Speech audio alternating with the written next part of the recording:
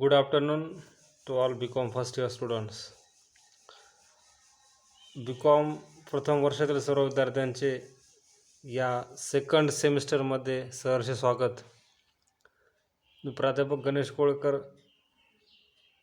Business mathematics and statistics हा जो काय आपला विषय आहे त्या विषयातील आपलं जे इंडेक्स नंबर नावाचं चॅप्टर आहे ते या व्हिडिओच्या माध्यमातून मी आज सुरू करत आहे. तर इंडेक्स नंबर आपण या ठिकाणी बघू शकतात की देशाच्या अर्थव्यवस्थेतील विविध घटकांचे व त्यांच्यामधील बदलांचे मोजमाप यावरून त्या देशाच्या आर्थिक प्रगतीचे किंवा वस्तुस्थितीचे अध्ययन करता येते. शासन किंवा नियोजन मंडळाला याचा अभ्यास महत्त्वाचा ठरतो. म्हणजे एकंदरीत आपण बघतो की इंडेक्स की जनरली या ठिकाणी आपण विचार करतो की इंडेक्स नंबर कशा प्रकारे, उदाहरणार्थ प्राइस इंडेक्स नंबर जो असतो किंमती किंवा ॲग्रिकल्चर रिलेटेड कृषी, औद्योगिक उत्पन्न इत्यादी घटकांचा आणि त्यामधील बदलांचा अभ्यास हा आर्थिक प्रगतीचे मोजमाप करण्यासाठी आवश्यक ठरतो. सरकारने औद्योगिक धोरण जाहीर केल्यानंतर देशातील औद्योगिक उत्पादनात होणारे बदल अभ्यासावे लागतात. त्या अनुषंगाने किंमती, बेरोजगारी, उत्पन्न यांच्यामधील चढ उतार, फ्लक्च्युएशन्स जे काय असतो तर हा इंडेक्स नंबरचा वापर करून एकंदरीत शासनाला यथोचित दिशा ठरविण्यासाठी इंडेक्स नंबर योग्य ते मार्गदर्शन करत असतो. म्हणजे एकंदरीत देशाची काय आर्थिक प्रगती असते किंवा अर्थव्यवस्था, चल घटकांमधील बदलांच्या वस्तुस्थितीचे मोजमाप करणे आणि अशा प्रकारे निर्देशांक मदत करत असतो. या ठिकाणी आपण बघतो की डॉक्टर बावले यांनी निर्देशांक याची व्याख्या दिलेली आहे. ज्या घटकांच्या बदलाचे प्रत्यक्ष अवलोकन म्हणजे मोजणी, मेजरमेंट होऊ शकत नाही त्यांचे मोजमाप होण्यासाठी उपयोगी पडणारे एक साधन म्हणजे निर्देशांक होय. Index number is a device which can be used to measure the changes in a magnitude or in some variable which cannot be observed directly. बरोबर. या ठिकाणी पुढच्या पेजवर आपण पाहू शकतो की निर्देशांकांचे प्रकार, बरोबर, टाइप्स ऑफ इंडेक्स नंबर्स. देशाच्या अर्थव्यवस्थेत किंमत निर्देशांक, प्राइस इंडेक्स, निर्हाव्य निर्देशांक, मात्रा निर्देशांक, क्वांटिटी इंडेक्स नंबर आपल्याला म्हणू शकतो, कृषी उत्पादन निर्देशांक, ॲग्रिकल्चर प्रोडक्ट इंडेक्स, गुंतवणूक निर्देशांक इत्यादी प्रकार दिसून येतात. इन्व्हेस्टमेंट इंडेक्स, बरोबर. तर निर्देशांकाचे उपयोग किंवा महत्त्व. तर देशाच्या अर्थव्यवस्थेत आर्थिक, सामाजिक, शैक्षणिक इत्यादी स्वरूपाचे प्रश्न असतात. जसे की आर्थिक प्रश्न, चलनवाढ किंवा चलन घट, बेकारी, लोकसंख्या वाढ, विकासातील असमतोल इत्यादी, सामाजिक दारिद्र्य, बेरोजगारी, वाढती लोकसंख्या, प्रादेशिक असमतोल इत्यादी. निर्देशांक हे आर्थिक प्रगतीचे मोजमाप करण्यासाठी अपरिहार्य साधन असून उपयोगी पडतात. उदाहरणार्थ भाववाढीचे विश्लेषण करण्यासाठी किंमत निर्देशांक अभ्यासावा लागतो. या ठिकाणी निर्देशांकामुळे धोरण ठरविण्यास मदत होते. म्हणजे निर्देशांक कशा प्रकारे गव्हर्नमेंटला मदत करतो त्या, जसे की अर्थव्यवस्था आपल्याकडे मिश्र स्वरूपाची अर्थव्यवस्था आहे आणि ह्यामध्ये खाजगी व सार्वजनिक या दोघांचाही एकंदरीत बरोबरीचा वाटा असतो.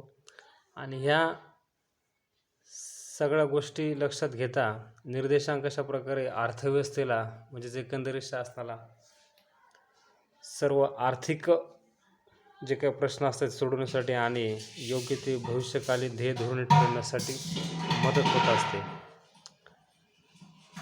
म्हणजेच औद्योगिक विकासासाठी औद्योगिक धोरण सरकार जाहीर करत असते. असे धोरण ठरविण्यासाठी औद्योगिक निर्देशांकाचा उपयोग होत असतो.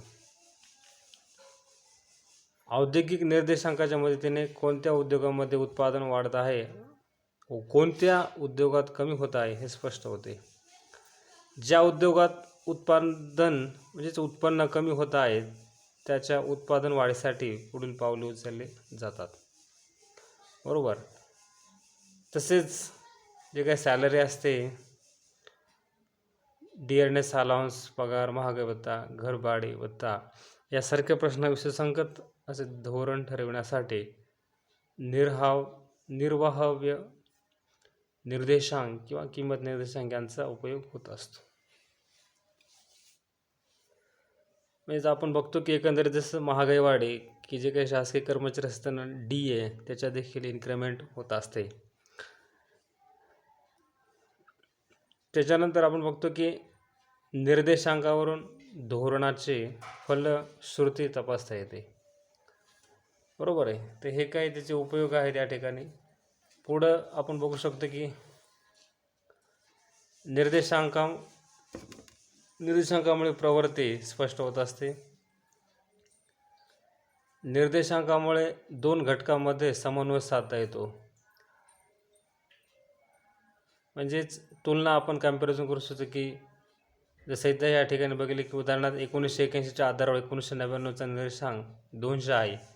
या माहितीच्या आधारे आपणास दोन गोष्टी कळतात. 1981 साली एखाद्या वस्तूची किंमत आधार मानून ती 1999 मध्ये 20% म्हणजे दुपटीने वाढली आहे.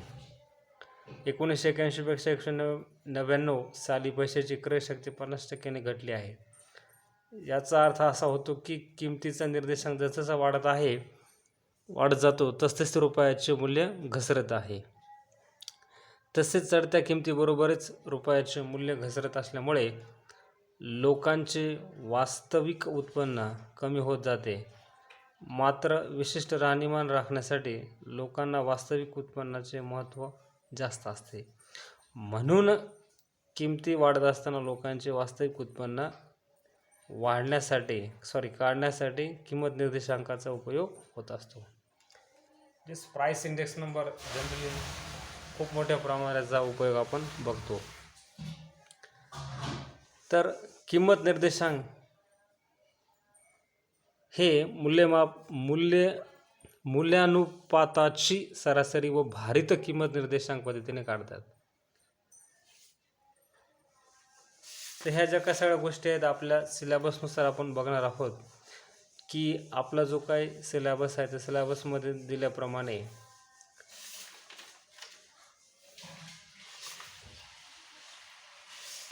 पाश्चेज index number, Fisher's ideal index number आणि लास्पियर्स इंडेक्स नंबर हे 3 इंडेक्स नंबर या ठिकाणी आपल्या सिलेबसमध्ये दिलेले आहेत की जे वेटेड इंडेक्स नंबरमध्ये त्याचं वर्गीकरण केलेलं आहे. या ठिकाणी आपण बघू शकतो की लास्पियर्स मेथड आहे, पाश्चेज मेथड आहे, डॉर्बिश अँड बाउलिस मेथड आहे, फिशर्स आयडियल इंडेक्स नंबर आहे आणि मार्शल्स इजवर्थ मेथड आहे. तर ह्या सगळ्या एकंदरीत 5 आणि या ठिकाणी पुढे 6वी आपण बघतो की केलेस मेथड. तर ह्या 6 मेथडपैकी ह्या ज्या 6 मेथड आहेत तर ह्या 6 मेथड म्हणजेच इंडेक्स नंबर काढण्याच्या मेथड आहेत. तर इंडेक्स नंबर ह्या 6 ज्या मेथड आहेत याला वेटेड इंडेक्स नंबरमध्ये त्यांनी वर्गीकरण केलेलं आहे. तर ह्याच्यापैकी आपला जो सिलेबस आहे, आपला जो अभ्यासक्रम आहे या ठिकाणी, तर त्याच्यामध्ये आपल्याला 3 मेथड या अभ्यासाच्या आहेत. तर त्याच्यातली 3 कोणत्या? नंबर 1 आहे Laspeyres index number, second Paasche's index number आणि तिसरी जी काय फिशर्स आयडियल इंडेक्स नंबर. तर ह्या 3 मेथड या 3 पद्धतीचा वापर करून 3 शास्त्रज्ञाच्या जे काही इंडेक्स नंबर काढण्याच्या पद्धती आहेत त्याचा वापर करून एकंदरीत कशा प्रकारे प्रॅक्टिकल प्रॉब्लेम आपल्याला ह्या चॅप्टरमध्ये शिकायचे आहेत.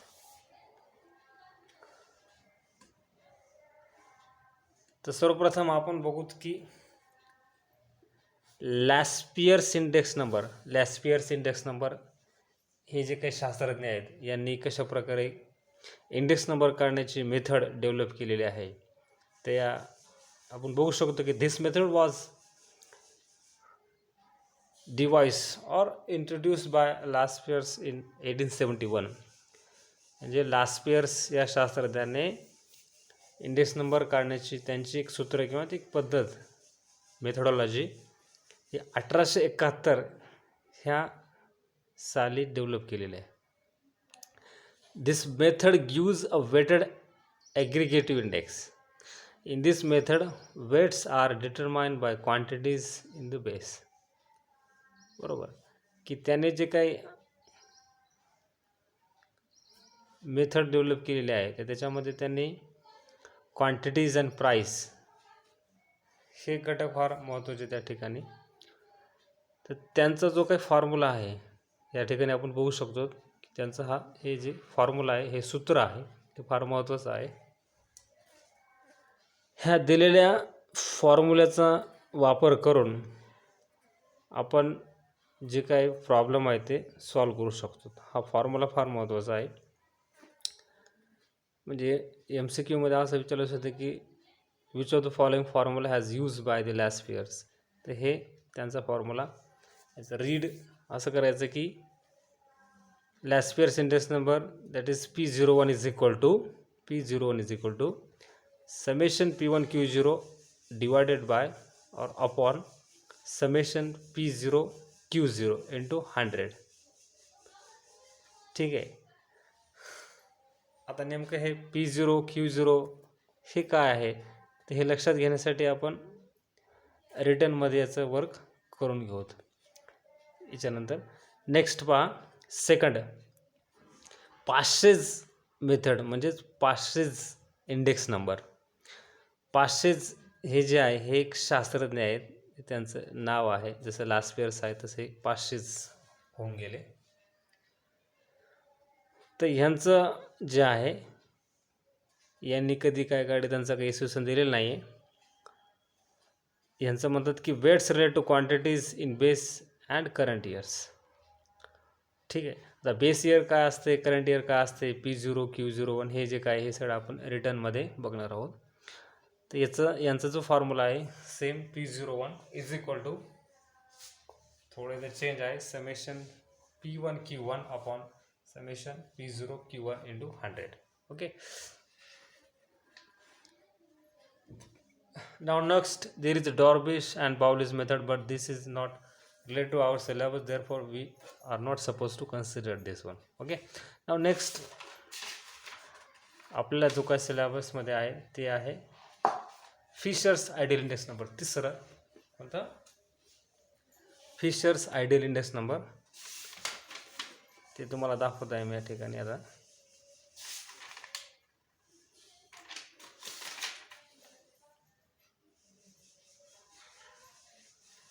ठीक हे पहा fishers ideal index number.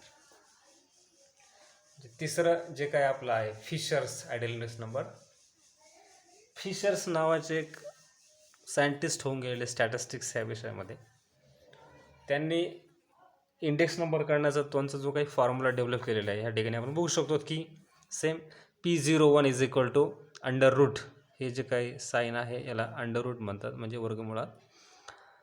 Same summation P1 Q0 upon summation P0 Q0 into summation P1 Q1 upon summation P0 Q1 into 100. बरोबर. तर एक केअरफुली ऑब्झर्वेशन आपण जर केलं तर हे एक आहे आणि हे एक आहे. बरोबर. तर हे जे सुरुवातीचं आहे तर हे जो काही लास्पियर्स इंडेक्स नंबर आहे हे त्यांचं आहे आणि हे दुसरं जे आहे सेकंड हे 500 इंडेक्स नंबर आहे हे त्यांचं आहे. बरोबर आहे. म्हणजे ह्या दोन शास्त्रज्ञांच्या अगोदरचं घेऊन हे फिशर सायडेनिस नंबर यांचा हा फॉर्म्युला तयार झालेला आहे. खूप सिंपल. हे अशा प्रकारे तीन शास्त्रज्ञाचे 3 फॉर्म्युले ह्या तिन्हीचा यूज करून इंडेक्स नंबर कॅल्क्युलेशन आपण न्यूमेरिकल एक्झॅक्टली म्हणजे प्रॅक्टिकल प्रॉब्लेम कशा प्रकारे असतात हे सगळं आपण बघणार आहोत.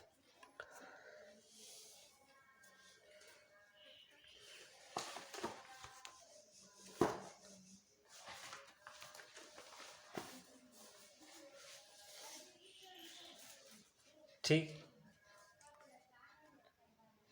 इंडेक्स नंबर त्याला आपण काय म्हणू, निर्देशांक.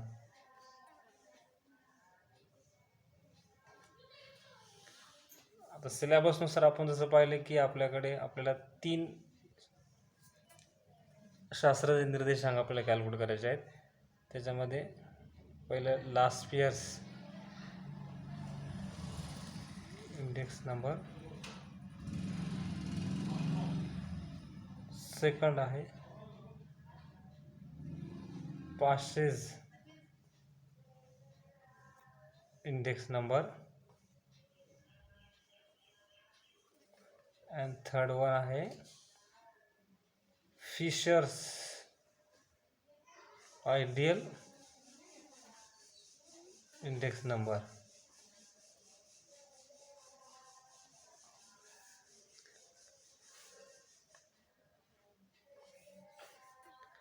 तर यांचे आपण फॉर्म्युले, हा जो आहे पहिला, बरोबर, यांचा फॉर्म्युला काय, P01 is equal to summation P1 Q0 upon summation P0 Q0 into 100. ठीक.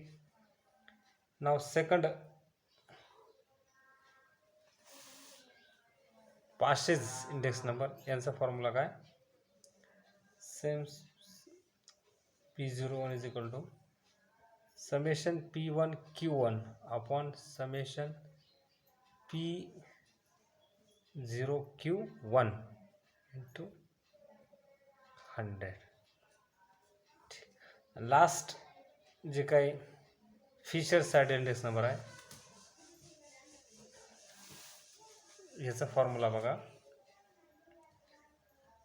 P01 is equal to under root म्हणजे वर्गमुळात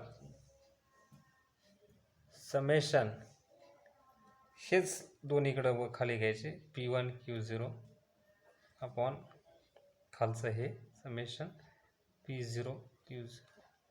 त्यानंतर हे दुसरं गुणाकार, हे समेशन P1 Q1 अपॉन हे समेशन P0 Q1 आणि इकडं बाहेर गुणाकार 100.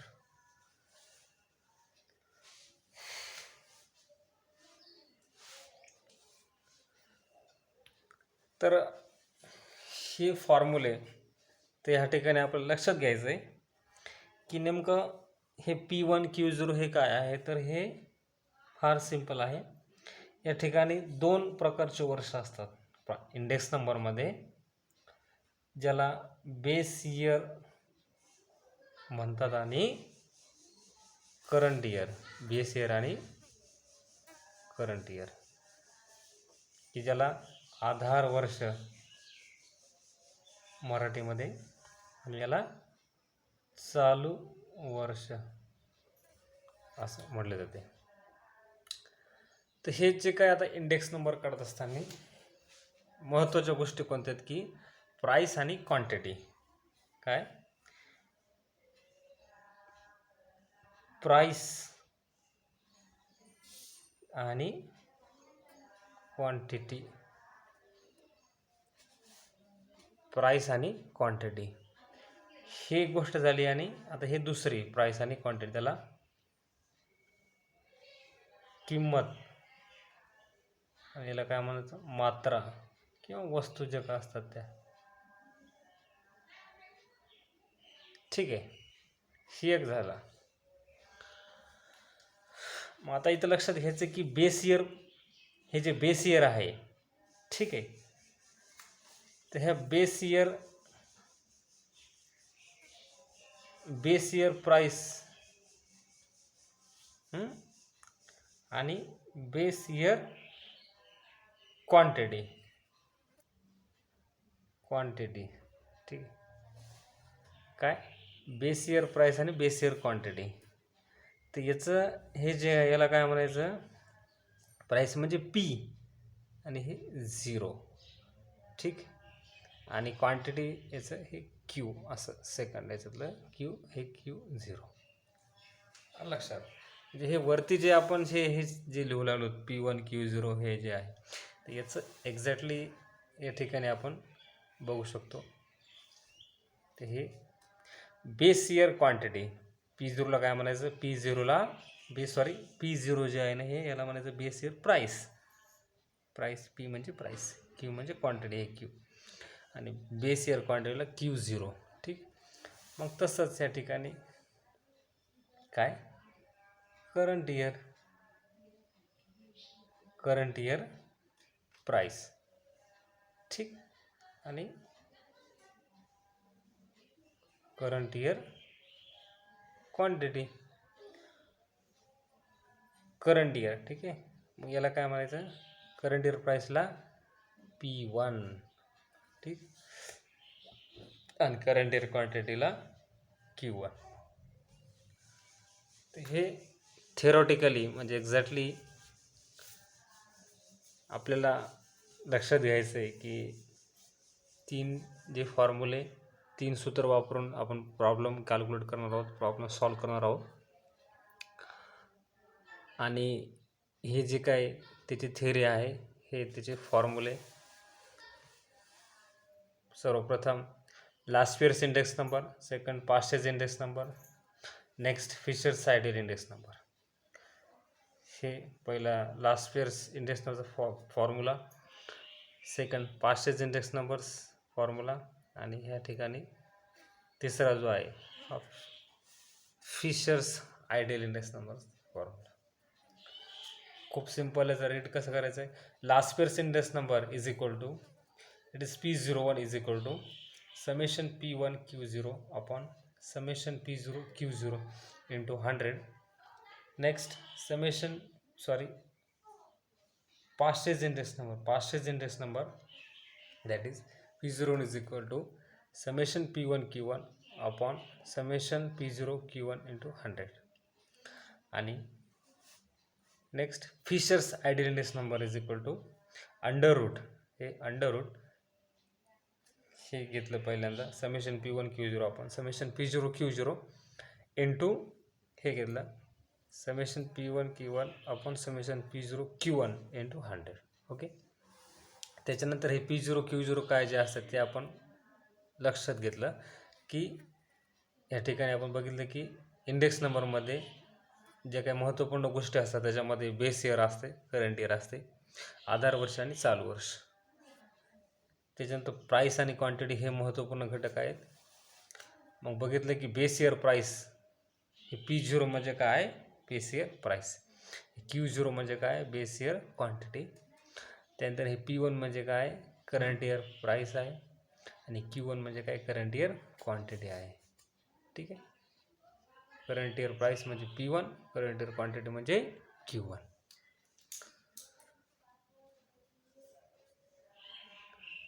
तर आपल्या नेक्स्ट सेशनमध्ये आपण एक्झॅक्टली याचे प्रॉब्लेम आणि याचं उत्तर हे बघणार आहोत.